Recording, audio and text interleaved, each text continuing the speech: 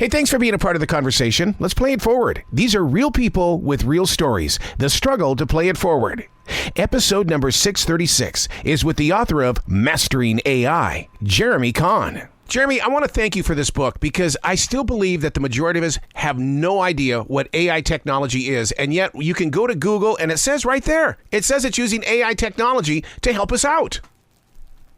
Yeah, I mean, AI is in a lot of things without us even realizing it, and it's going to be even more places going forward. And I wrote the book to really give people who aren't technical people some sense of what is this technology and how to think about all the effects it might have on us and on society and on our jobs, across the board.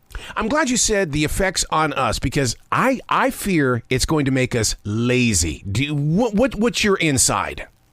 Yeah, that's one of my big fears also. And it's one of the dangers I really do point to in the book. And it's a danger I don't think's gotten enough attention.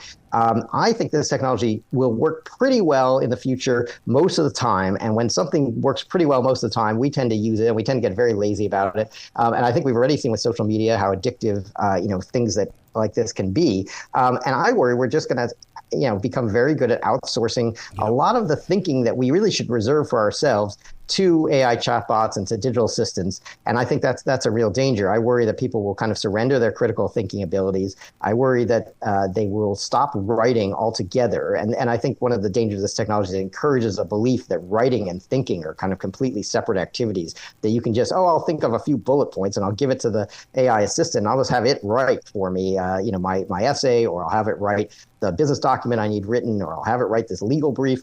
And I think that's potentially really dangerous because it's through writing very often that we refine our thinking, that we find the holes in our argument. So I think, having this always do our writing for us is also dangerous. I think there's a lot of areas where, we could get really lazy. Also, a lot of people are already using AI systems and chatbots as kind of companions.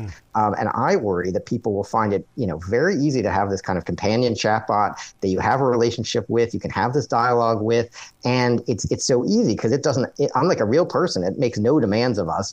It has no real needs or desires that need fulfilling, and it's going to be a lot easier than a relationship with your real human family or your friend or your partner or your spouse. And I worry that some people will choose this actually over real human relationships. So that's another danger. Again, I think it's a kind of laziness that real human relationships take work, and potentially a relationship with a chatbot's going to take a lot less work. I want my dog to talk to me. I don't care about AI. I just want my dog to talk to me. Yeah, that would be great. I would love if my dog could talk to me too. So one of the things that really kind of about AI technology, first of all, I praise you on the writing because I'm a daily writer. I've been doing it for 30 years. But what I do is I handwrite everything. I knew the computer generation would change the way that people write, but I have to handwrite everything. And you're exactly right. When people stop writing things, they stop using their head. Absolutely. Absolutely. And I think not enough people realize that. And there are a lot of people out there who say, I hate writing because it's hard. And it's hard because it involves thinking. But I always, one of the things I advocate in the book is it's very easy. And a lot of people say, have the AI system write a first draft and you kind of act as the editor. And then actually sometimes people are very dissatisfied. It didn't do a good job. I could have done a better job myself. You always write the first draft because that's where the hard thinking is. And that's where you can help refine your arguments.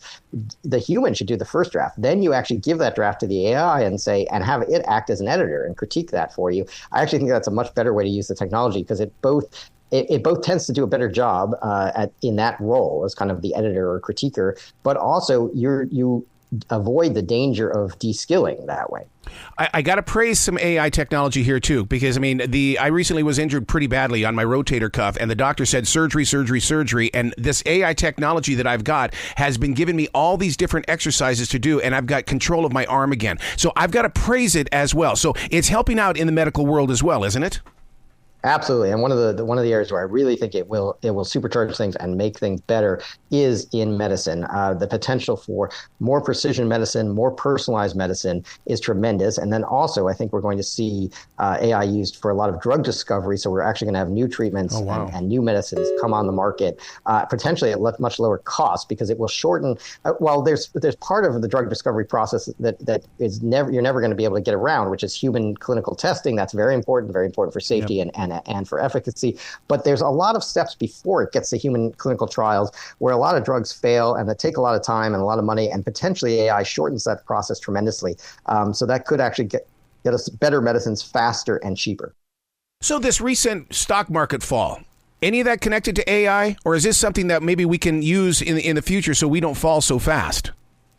Yeah, well, people are using AI in trading systems. I don't think, you could attribute this recent fall to AI. I think there were a whole bunch of things. The only, except that there was a lot of hype around AI technology, and that's why a lot of these companies had been bid up to, I think, unsustainable valuations. I think, frankly, people were looking for reasons to take profits and to sell, and you had a variety of factors kind of come together that led people to try to jump out of these stocks. And if you look, some of them have bounced back. I think the technology is very real. Does that mean that NVIDIA should be worth $3 trillion as it was last week before the recent market correction? I'm not so sure. That's a whole different question. But do I think the technology will be transformative and real over the longer term? Yes, I do. One of the things that brings a lot of fear into my heart when it comes to entertainment, acting, as well as Drake redoing everybody else's voices, such as Tupac. Yeah, I mean, I do think that's a concern. I think it's definitely a double-edged sword when it comes to creativity. There are going to be challenges here. But on the other hand, there's potential to really unleash a lot of human creativity.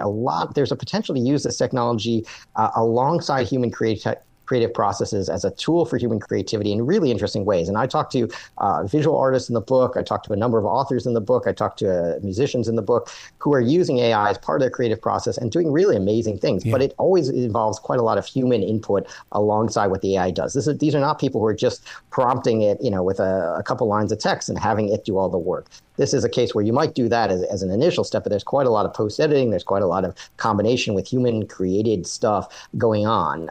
But yes, I think there's going to be tension. I think actors are going to have to safeguard, their images. And I think we saw this strike last year between the screen actors and the Hollywood studios. I think that's just a prelude to further battles over AI technology and who owns the actor's likeness and their voice over the long term. And I think the studios are going to want to try to go for a power grab and say they own the right to those performances. And I think some of it will come down to leverage. So the biggest stars will have enough leverage to say no. But if you're a starting out actor, it's going to be a lot harder to say no to because you're not going to get any work otherwise if they're insisting on this. And that's why I think there will be tension. There may be more strikes in the future over this. Wow. Was it clickbait yesterday when I read the story about Elon Musk and putting fake commercials on X because through chat box?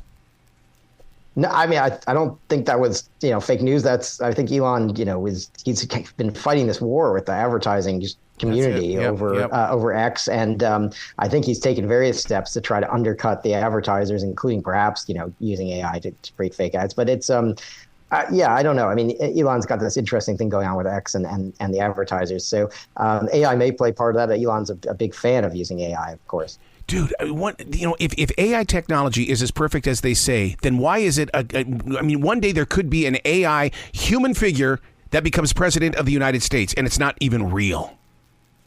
Maybe we should take steps to prevent that from happening. Right? I would say we should, but yeah, there was a candidate actually in the UK. I happen to live in the UK, and there was a candidate in the UK. He was a human candidate, but he said he would kind of act on behalf of AI and just implement what its decisions were. And the way it worked is it would take feedback from people through social media on what the policy should be, and it would kind of aggregate that information and come up with a kind of consensus view on what the policy should be. And then it would output that consensus view to this person who said if he was elected, he would simply vote whichever way the AI system was telling him to vote. That guy actually, he didn't win, luckily, but if he had, I think that would have been a very interesting moment to see. But I'm not sure we should allow this. I do think, and in the book, a lot of the book, I make a plea for trying to make sure that it processes where we really want people to be acting on lived experience, human experience, that we not surrender this to AI systems, because no AI system is ever going to have any lived experience. And I would actually say that politics is one of those areas where you really want your representatives, well, at least in a democracy, you want your representative to know where you're coming from and to actually have lived experience that somehow and empathy for the constituents that he is or she is representing. And you don't want AI to out there necessarily taking on that role, because that AI is never going to have real empathy. It can have kind of simulated empathy. It can say things that sound empathetic, but that's never. It's always going to be false. And I think that's a real risk. And I think we should avoid situations like that. We should not be putting these systems in places where they're kind of pretending to have empathy. Where what we really want is genuine, authentic empathy. Yeah, you got to come back to this show anytime in the future, Jeremy. The door is always going to be open for you. Oh, great! Thanks so much, Arrow. Well, you be brilliant today, okay? Absolutely, you too. Thank you.